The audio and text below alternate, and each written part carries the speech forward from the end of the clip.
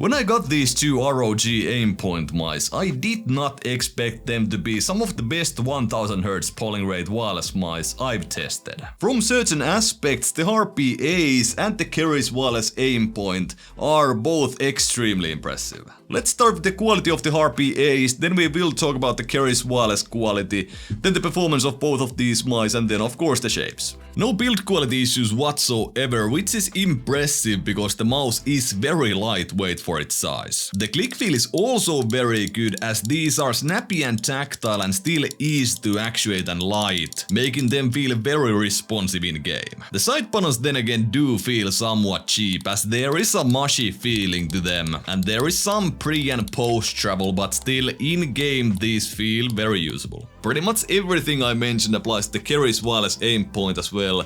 The main difference is that this has hot swap sockets on the M1 and M2 buttons, so you can customize the click feel actually very easily. For example, what I have done right now is that the left click on the mouse has a standard ROG switch which comes with the mouse.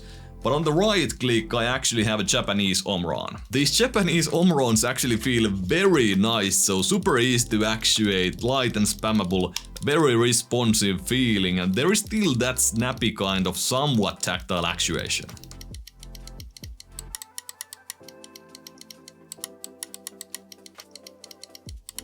Even with just sound, the difference is quite massive, and I really like the sound also of the Japanese Omron, but I would still like to say that the ROG switch is still very much usable in game and in general use. What also are very usable are the mouse feet on the Harpe Ace. There are 4 small feet and the edges on these feet are very rounded, and the experience with these feet and a somewhat smooth control pad is very smooth but still controlled. The most impressive thing on these ROG AimPoint mice is the performance and how much they can do with 1000Hz. For example, the click latency is very impressive. They are very close to 4000Hz mice, and with ease these have the lowest click latency of any 1000Hz wireless mouse that I've tested. One thing that I quickly want to mention and demonstrate for you guys about click latency and some issues that may come with it is slam clicking. And most mice on the market actually do suffer from slam click issues at the moment.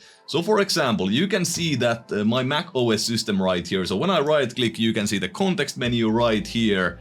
But let me actually slam my mouse towards the mouse pad like this, and you can see that there is the context menu again. And if I keep slamming it, you can see that the context menu keeps appearing, and this is what's called slam clicking. So basically with the lowest debound setting on the XE wireless, these slam clicks do actually happen and it's reproducible. And that is because the XE wireless has nothing to battle against that. There are some mice that have good solutions for this, for example Razer, Logitech and ASUS. ASUS and Razer for example have lift-off detection, so basically when you lift your Razer DeathAdder V3 Pro from the mouse pad, some additional debounce is applied so that once you slam it towards your mouse pad, the clicks do not actuate. Now the Harpe Ace and the Keris wireless AimPoint edition both have this lift-off detection, so these mice do not suffer from those slam click issues either. One thing to note about slam clicking is that the only way it would be a real issue for you in game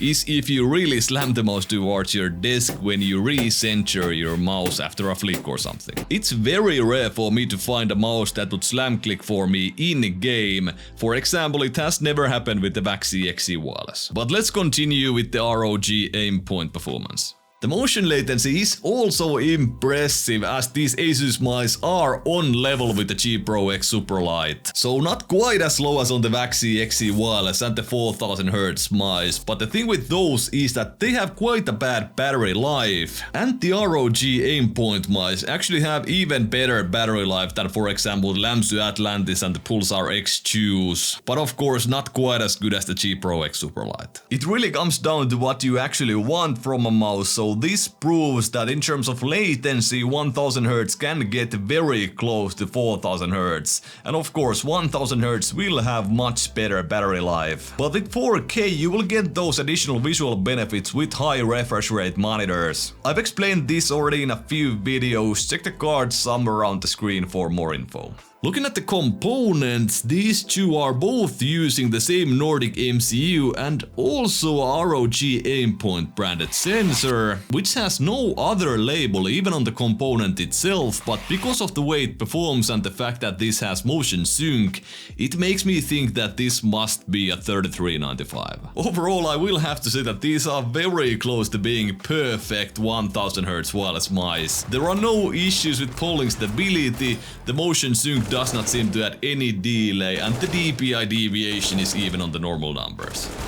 So both of these mice are extremely good in terms of quality and performance. And when we look at the price, the Keris wireless AimPoint is for sure very good value at 99 bucks. It's about the same price for us Europeans, and when we consider the competition, ASUS does provide better performance. And of course, because this is a major brand mouse, you can expect the availability to be very good. So you can pretty much buy these mice from your local stores and such, so you can actually get them without shipping costs and great return policies from Amazon. So the overall end cost is basically that 99 euros or dollars. The Harpe Ace then again is more expensive. For example, here in Europe you can get it for about 155 euros, and in US it will cost you about 150 bucks. Now there is of course one more thing to talk about, and that is the shapes of these mice, and this is basically where we start to go wrong for me. The Keris, for example, is an ergonomic mouse that has a fairly aggressive shape, as the hump on the back of the mouse is very prominent on the left side. That by itself already makes the mouse uncomfortable for me, and combine that with the fact that the front right side of the mouse just does not feel natural at all. There is very limited space if you want to relax claw the mouse. Usually these ergonomic mice that I like have an accessible front right corner which I grip for more control, or there is some slight curvature right next to it where I can hold my fingers. And sadly the Keris does not deliver either one of these for me,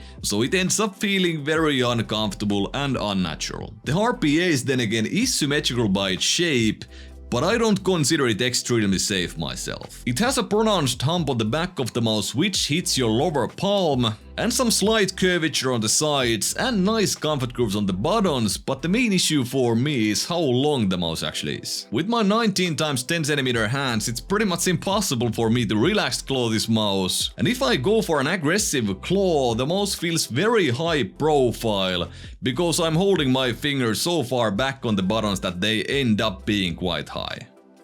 Pretty much all the issues that I have with the Harpe Ace would be solved by just making the mouse shorter.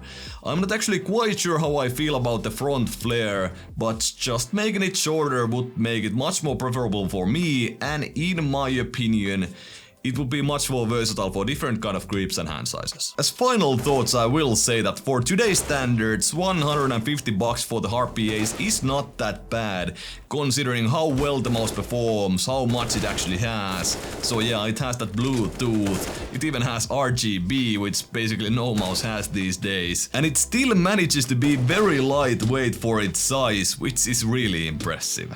99 bucks for the Keris wireless AimPoint is crazy good, but this mouse does weigh 74 grams, but for me it doesn't feel heavy whatsoever. Both of these mice also come with grip tape and extra feet included in the box. And that's pretty much it for this one. Let me know in the comment section if you guys were surprised about the performance of these ASUS mice. Hope you enjoyed the video, thank you so much for watching, and see you in the next one.